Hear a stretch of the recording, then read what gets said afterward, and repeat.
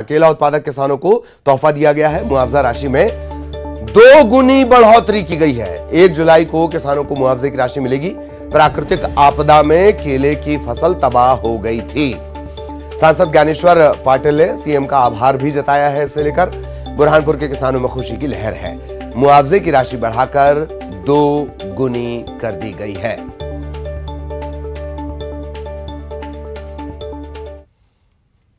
और अब भोपाल से बड़ी खबर, यूनिफॉर्म सिविल कोड यूसीसी पर आरएसएस की बड़ी बैठक। भोपाल में संघ के शीर्ष पदाधिकारी जुटेंगे। यूनिफॉर्म सिविल कोड पर मंथन होगा।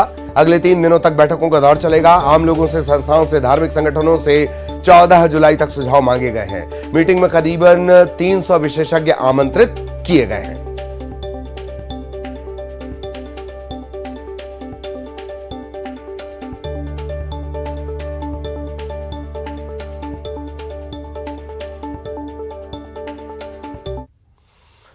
और इसी से जुड़ा बड़ा अपडेट दिल्ली से भी इस वक्त मिल रहा है। समान आचार संहिता कॉमन कोड को लेकर 3 जुलाई को एक महत्वपूर्ण बैठक है। लॉ एंड जस्टिस की संसदीय समिति ने बैठक बुलाई है। 3 जुलाई को एक बड़ी बैठक। लॉ कमीशन द्वारा जारी सर्कुलर पर इसमें चर्चा होगी। लॉ कमीशन ने सर्कुलर जारी कर आम लोगों से राय मांगी है। संसदीय समिति समेत कई विभागों को इस बैठक में बुलाया गया है।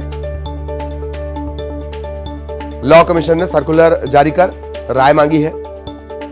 संसदीय समिति समेत कई विभागों की ये बैठक, महत्वपूर्ण बैठक 3 तारीख को होनी है। दिल्ली से बड़ी खबर इस वक्त हम आपको बता रहे हैं। Uniform civil code, common civil code, ये अलग अलग नाम है इसके। समान आचार संहिता, एक देश में 2 नियम, अलग अलग नियम क्यों, इस बड़े सवाल के साथ 3 जुलाई को यह महत्वपूर्ण बैठक होनी है।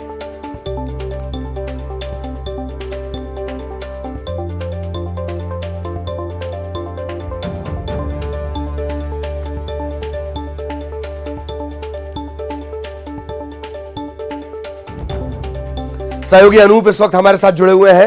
अनूप, 3 जुलाई को बैठक, क्या कुछ खास?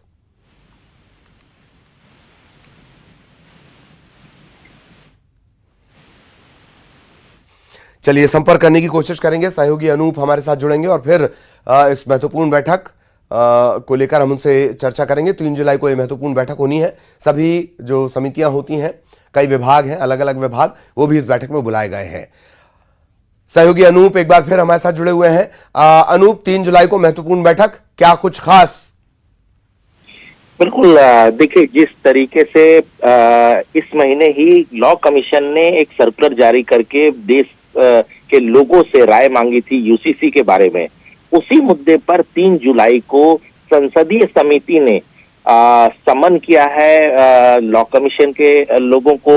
इसके अलावा जो है इसके अलावा डिपार्टमेंट ऑफ लीगल अफेयर को, और इस बैठक में वो जानने की कोशिश संसदीय समिति करेगी कि जो सर्कुलर जारी किया गया है उसके बारे में उनका क्या कहना है। यानी कि जो डिफरेंट स्टेक होल्डर है उनसे उनकी राय जाननी चाहेगी ये संसदीय समिति। देखिए, सुशील मोदी इस संसदीय समिति को हेड करते हैं और इसका बहुत कह सकते हैं कि महत्व है, क्योंकि एक तरफ प्रधानमंत्री नरेंद्र मोदी ने भी साफ कर दिया है कि यूसीसी जो है वो, और भोपाल से 27 तारीख को उन्होंने भोपाल से इस बात की, अनूप, ये जोड़ना भी जरूरी है कि वहां उन्होंने सार्वजनिक मंच पर ये बात कही।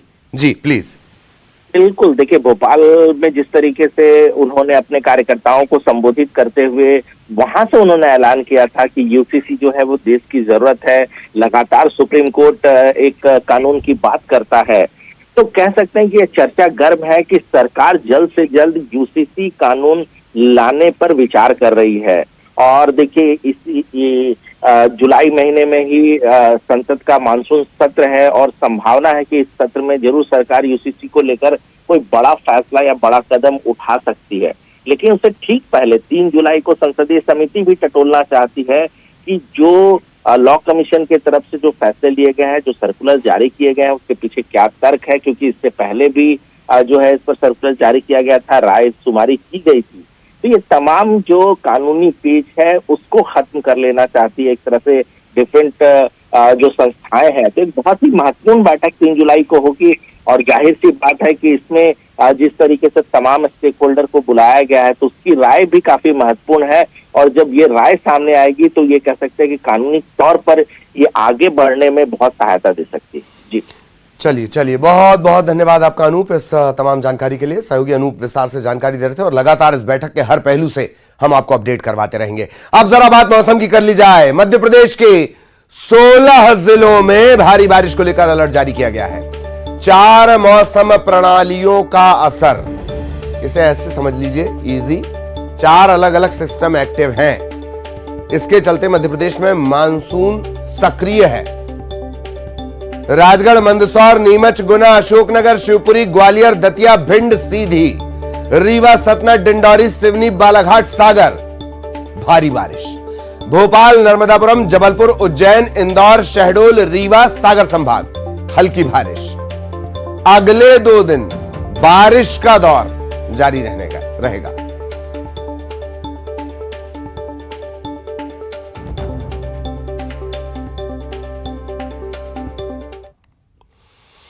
और अब ग्वालियर से एक बड़ी खबर आपको बता दें। ग्वालियर हाईकोर्ट का केंद्र सरकार से अनुरोध है, सहमति से संबंध बनाने की आयु सीमा घटाई जाए। इसे लेकर देखिए बार बार ये बात निकलकर सामने आती है।